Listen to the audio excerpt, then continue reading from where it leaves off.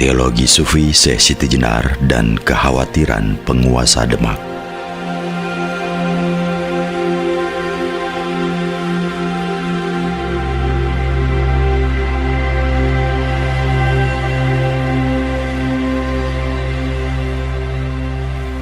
Pada tahun 1478 Masehi, Kerajaan Majapahit luluh lantak diserbu oleh Dyah Ranawijaya Girindrawardana dari Kediri. Majapahit terbakar selama 3 hari 3 malam. Istana Manguntur, tempat kediaman Prabu Kertabumi Brawijaya V hangus beserta ratusan ribu rakyat Majapahit. Sirna ilang Kertaning bumi, hilang sudah Maharaja Kertabumi dan Sunyanora Yuganing Wang, kosong melompong, tidak ada anak manusia. Itulah Candra Sengkala yang ada, menandai tahun itu Raden Fatah sudah menduduki posisi sebagai pecatanda atau wakil adipati di Kadipaten Demak dengan kedudukan di Bintoro dan kemudian naik menjadi Adipati Bintoro.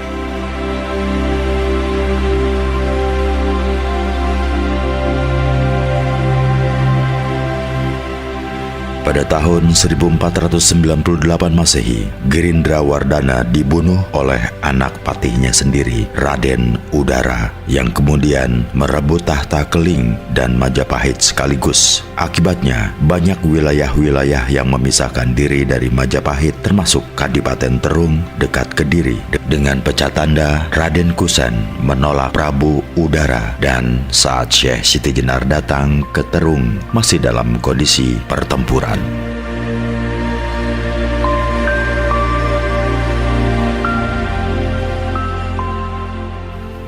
Karena yang memegang kekuasaan Majapahit bukan lagi Trah Raja Brawijaya, maka saat itu oleh sidang para Dewan Wali saat ini dipandang sebagai waktu yang tepat untuk memproklamirkan Demak sebagai kesultanan atau kerajaan Islam yang independen. Karena selama itu Bintoro Demak adalah sebagai kadipaten di bawah kekuasaan Majapahit. Hal itu terjadi karena Raden Patah sebagai salah satu keturunan Raja Brawijaya I memang berhak mendapatkan tanah perdikan yang kemudian lokasi yang diberikan adalah Alas Bintoro Demak.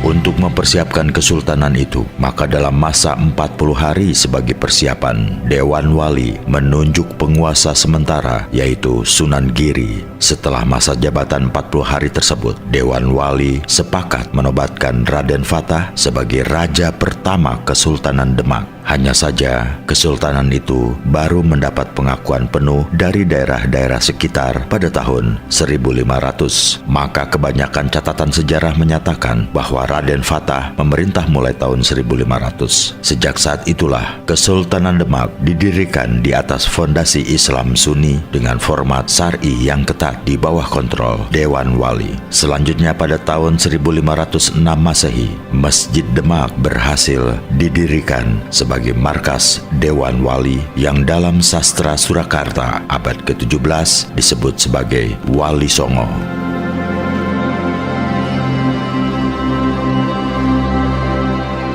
Pada tahun 1513 Masehi, Demak diserang oleh Adipati Supit Urang, sekutu Prabu Udara, sehingga sejak tahun itu Demak terlibat pertempuran dengan Majapahit. Namun akhirnya peperangan dimenangkan oleh Demak. Selanjutnya pada tahun 1518 Masehi, Demak dengan kekuatan penuh menyerbu Prabu Udara di Kediri, di mana Prabu yang mengklaim diri sebagai Brawijaya tersebut meninggal, dan Demak berdiri kokoh sebagai kerajaan Islam pertama di Jawa. Padahal sebenarnya sebelum itu, Cirebon sudah berdiri sebagai model masyarakat Islam yang kokoh. Hanya saja tidak langsung disulap sebagai kerajaan Islam karena Sri Mangana selaku raja dengan Syekh Siti Jenar selaku penasehat menyadari bahwa Cirebon merupakan wilayah yang multi etnis, multikultur, dan sekaligus multi agama.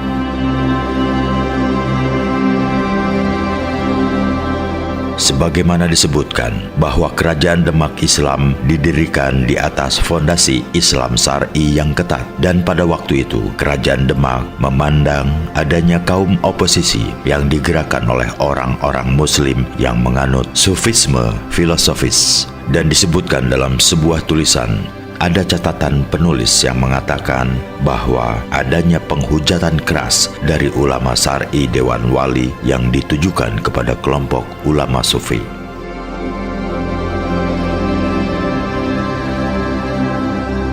Yang dianggap sebagai kelompok oposisi oleh kekuasaan Demak dengan penasehat agama Dewan Wali tidak lain adalah penganut ajaran Syekh Siti Jenar. Tuduhan yang dikemukakan oleh Dewan Wali cukup beragam, sejak tuduhan miyak warana atau pembuka ilmu rahasia kepada umum secara bebas, penganut paham Jabariyah atau suatu paham teologi yang pasif, sampai menuduh ajarannya sebagai sesat. Tuduhan pasca kematian Syekh Siti Jenar agar masyarakat tidak terobsesi lagi terhadap Syekh Siti Jenar dan ajarannya, sampai pada tuduhan ancaman terhadap kekuasaan Demak atau Mbalela.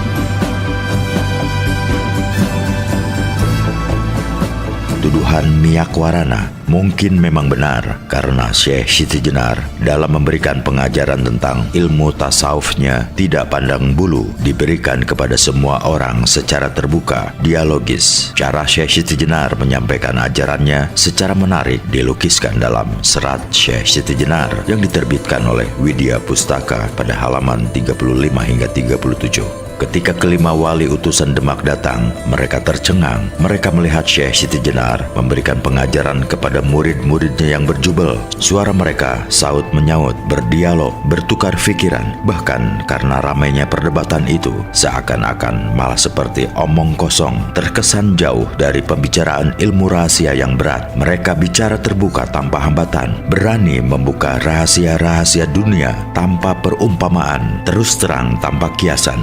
Itulah metode Syekh Siti Jenar dalam mengajarkan ilmu rahasianya. Semua santri dan pengikutnya diberi kebebasan untuk bertukar pikiran dengan Syekh Siti Jenar.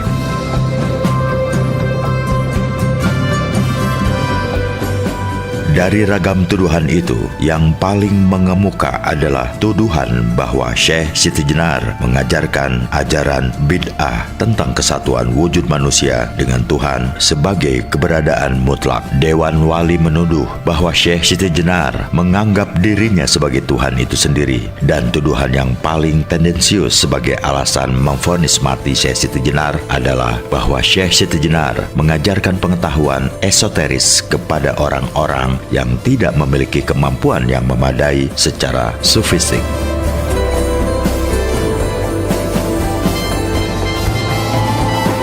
Namun di balik tuduhan-tuduhan itu, yang jelas Kesultanan Demak mengkhawatirkan pengaruh Syekh Siti Jenar yang kian mendalam terhadap rakyat, sehingga sebagian rakyat sudah menunjukkan gejala kurang respektif terhadap dakwah Dewan Wali. Selain itu, Kesultanan Demak memiliki anggapan bahwa kekuatan Syekh Siti Jenar dapat mengancam kewibawaan Sultan dan Kerajaan Demak.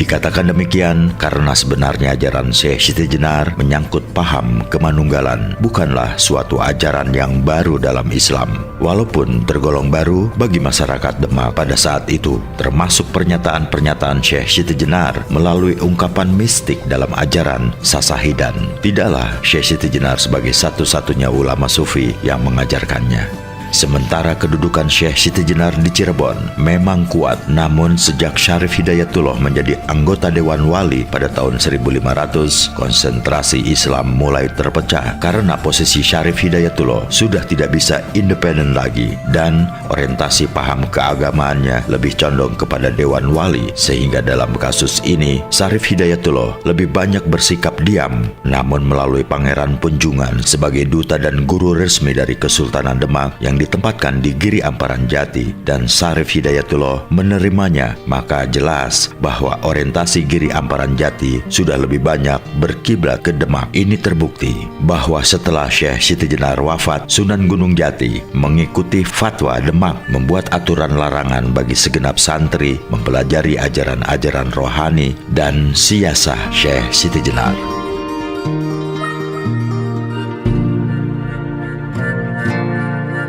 Terpecahnya konsentrasi Islam menjadi dua kutub itulah yang memang diinginkan Demak. Dengan demikian, posisi Dewan Wali dan Demak akan memiliki pengaruh yang kuat di Cirebon melalui pesantren Giri Amparan Jati dan Sunan Gunung Jati. Sementara Sunan Gunung Jati dalam perspektifnya hanya terbatas pada pola dakwah yang diemban Dewan Wali bersama Kerajaan Islam Demak dengan kurang memperhitungkan kepentingan politik Demak.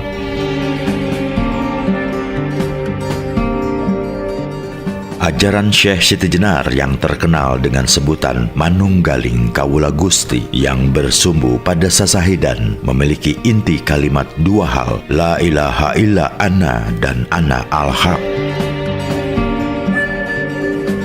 Ajaran inti Syekh Siti Jenar tersebut merupakan ajaran yang sangat rasional, di samping juga merupakan inti ajaran rohani Islam atau tasawuf. Dengan menerapkan ajaran itulah, seseorang akan mencapai laqab sufi, dan Syekh Siti Jenar sudah membuktikannya lewat pengalaman-pengalaman rohaninya. Ajaran Syekh Siti Jenar tersebut juga tidak terlepas dari jejak para sufi pendahulunya, misalnya seperti Jabir Ibnu Hayyan dan Syuhrawardi Al-Maktul. Jabir Ibnu Hayyan adalah seorang ahli ilmu eksakta dan merupakan orang yang mendapat laqab atau julukan sufi yang pertama kali. Ia murid Imam Ja'far Al-Shadiq. Ia menjadi sufi justru hanya berangkat dari dlamir atau kata ganti dalam kalimat tauhid. Ia melakukan hipotesa-hipotesa tentang tingkatan zikrullah. Jabir membahas kata ganti ana atau aku atau orang pertama, anta atau kamu atau orang kedua, dan huwa atau dia atau orang ketiga, dan penggunaannya dalam perspektif filosofis. Semua orang pasti akan mendapatkan seruan sebagai ana, anta, dan huwa atau saya, engkau, dan dia, dan semua dlamir itu tetap tertuju kepada satu personal. Persoalan muncul ketika seseorang meninggal, kemana kembalinya kata ganti yang pernah berisi dan merujuk kepada manusia? Demikian pula setiap nama yang dimiliki oleh manusia dan makhluk setelah meninggal, kemana kembalinya semua nama tersebut?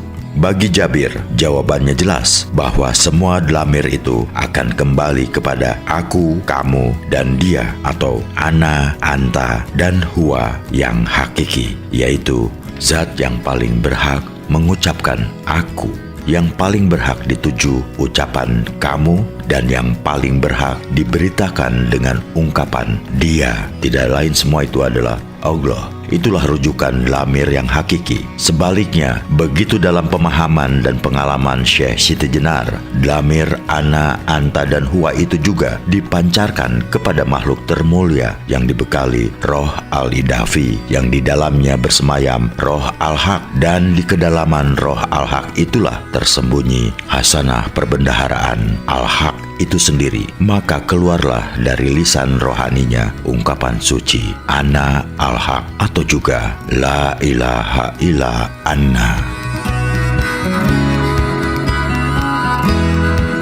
Oleh Syihabuddin Syuhrawardi yang wafat sebagai Syahid Sufi, analisis dan pengalaman sufistik tersebut dikembangkan dalam bentuk tingkatan tauhid. Menurut Syuhrawardi, ada 4 tingkatan tauhid. Pertama, tingkatan tauhid bagi orang yang berzikir dengan kalimat la ilaha illallah. Ini merupakan tingkatan yang paling mendasar, seperti yang menjadi kebiasaan orang-orang awam. Kedua, tingkatan dengan zikir la ilaha illa huwa dengan menggantikan kata Allah dengan dlamir huwa. Kalimat ini setingkat lebih tinggi dari yang pertama. Jika dinisbahkan dengan manusia yang sedang mencintai seseorang, akan lebih terasa kedekatannya saat menyebut dengan ungkapan dia. Tetapi tingkatan ini pun masih jauh karena dia seakan-akan berada di luar.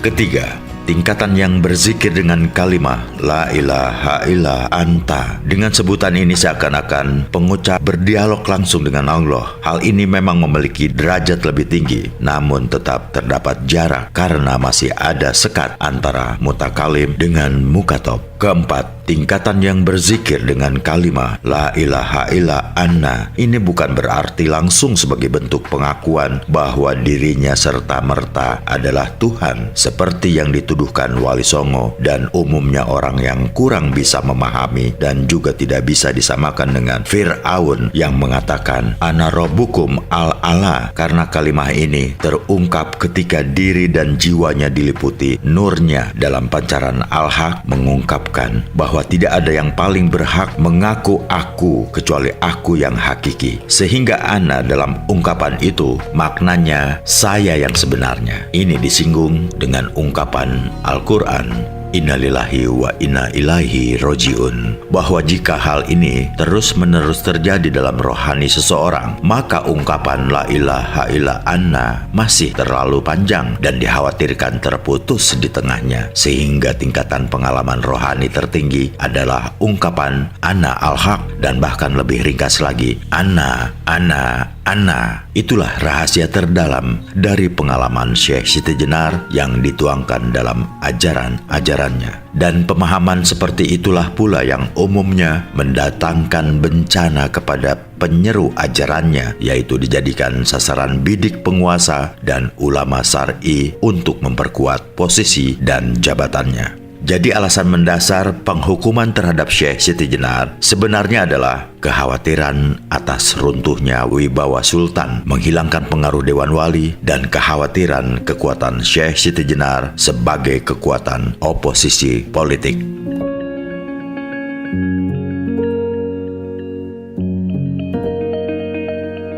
Berdasarkan kekhawatiran dan kegerahan itulah, maka hampir semua majelis dan juga perguruan Syekh Siti Jenar pasti mendapat orang-orang suruhan Demak, baik untuk menyelidiki, meneliti, maupun memata-matai gerakan Syekh Siti Jenar dan ajaran-ajarannya. Tentu saja, walaupun semula disuruh meneliti, akan tetapi karena jejak menjadi utusan istana sudah terdapat mindset bahwa Syekh Siti Jenar dan ajarannya harus diwaspadai, maka kesimpulan-kesimpulan yang ada dan diberikan kepada penguasa Demak serta Dewan Wali hampir pasti semakin menambah keburukan Syekh Siti Jenar karena sudah tidak ada lagi objektivitas, dan itulah yang terjadi pada Syekh Siti Jenar dalam hubungannya dengan Demak dan Dewan Wali.